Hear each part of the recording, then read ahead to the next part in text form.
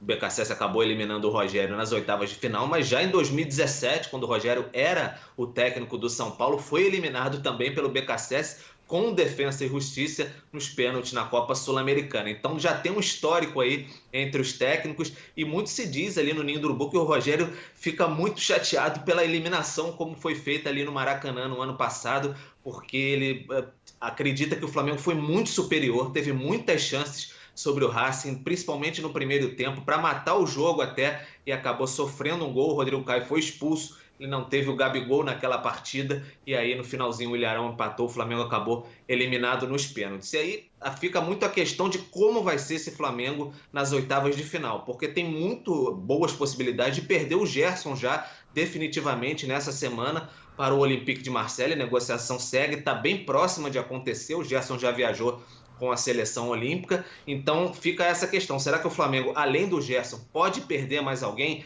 Está tentando equilibrar o caixa, vai recorrer a mais alguém no mercado? Então é um Flamengo que a gente vê que se impõe muito na América do Sul, mas pode sofrer algum tipo de abalo como esse do Gerson, e aí não ser aquele Flamengo que está todo mundo acostumado a respeitar. Então fica muito esse questionamento. O elenco hoje está de folga, então o pessoal não pôde nem acompanhar todo mundo junto ali no CT, tá passando 2 dias de folga depois da estreia no Campeonato Brasileiro, só volta a jogar na quinta-feira, dia 10 de junho, pela Copa do Brasil. E aí um detalhe interessante, você olha o chaveamento do Flamengo ali no lado do Flamengo, apenas o Barcelona está na frente do Flamengo na pontuação geral, na melhor campanha ali da fase de grupos. Ou seja, aqueles 3 empates ali do Flamengo na reta final da fase de grupos, fez falta uma vitóriazinha, pelo menos do Vélez no Maracanã contra a LDU. O Flamengo poderia ali, de repente, se enfrentar o Barcelona e ir avançando numa semifinal, vai ter que decidir uma vaga possível para a final da Libertadores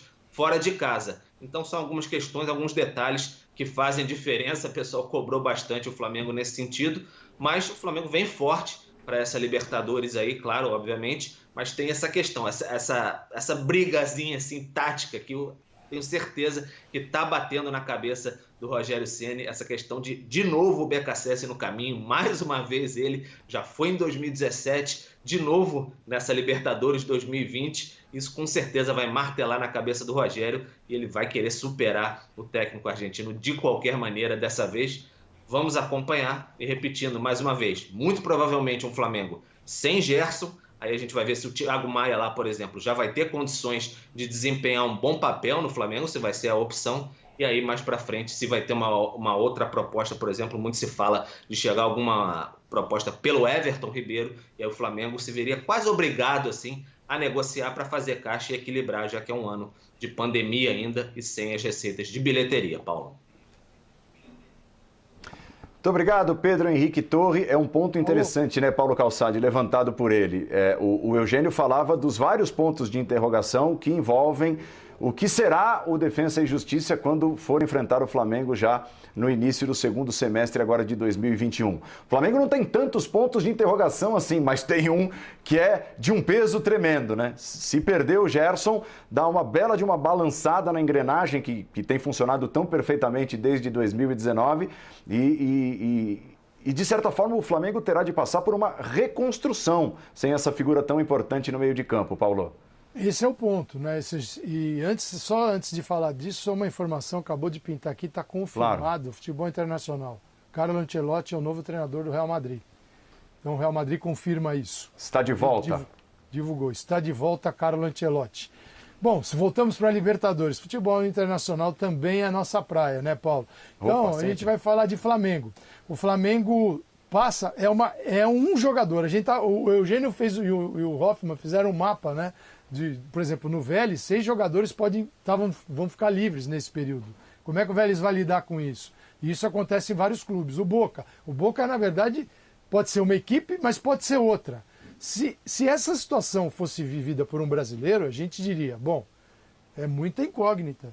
Que time que vai jogar? Será que esse futebol vai dar liga? São 40 dias para fazer isso, mas numa fase que o futebol argentino também às vezes tem paralisação para o jogo de seleção, vem uma Copa América aí no meio do caminho, numa série de problemas e de uma temporada que o futebol sul-americano às vezes segue as paralisações da temporada europeia, não é como o Brasil que não para nunca. Então, é um problema para eles. Mas no caso do Flamengo, um jogador pode mudar muita coisa. Sim. Porque o Rogério é nítido. O Rogério, nos grandes confrontos, não abriu mão. Diego, Gerson, Arrascaeta, Everton Ribeiro. O que mudou pode... Gabigol e o Bruno Henrique. Esse é o time titular. Um jogador pode ser o Pedro e o Bruno Henrique. Ele já usou Pedro e Gabigol, mas ser o jogador de velocidade complica. Então, as vagas estão mais ou menos bem preenchidas e você sabe o que passa na cabeça do treinador. Um quarteto no centro do campo e uma organização a partir do primeiro volante, que hoje é o Diego, que não é um primeiro volante, é um meia adaptado ali. O Gerson também faz essa missão. Sem o Gerson, o substituto vem de qual plataforma? É um substituto que vai sustentar mais a marcação no meio de campo? O Flamengo vai ao mercado buscar um jogador com mesmas características para continuar jogando dessa maneira? Como é que vai ser? Então, um jogador pode mudar muita coisa nesse Flamengo, mas o Flamengo tem tempo para agir rápido e chegar bem resolvido nesta etapa. Eu acho que os adversários dos brasileiros hoje estão mais complicados. Os brasileiros estão mais organizados com aquilo que já contrataram para jogar os seus estaduais. E aí, início de Brasileirão. Concorda, Gustavo? Os brasileiros estão mais sólidos em suas propostas com seus elencos, né? Olhando especificamente para o Flamengo, que pode perder o Gerson, é uma perda das grandes, mas mesmo assim, os brasileiros, de maneira geral, eles parecem mais, eles se parecem mais com aqueles que estarão em campo efetivamente hoje, quando começar a disputa do mata-mata da Libertadores?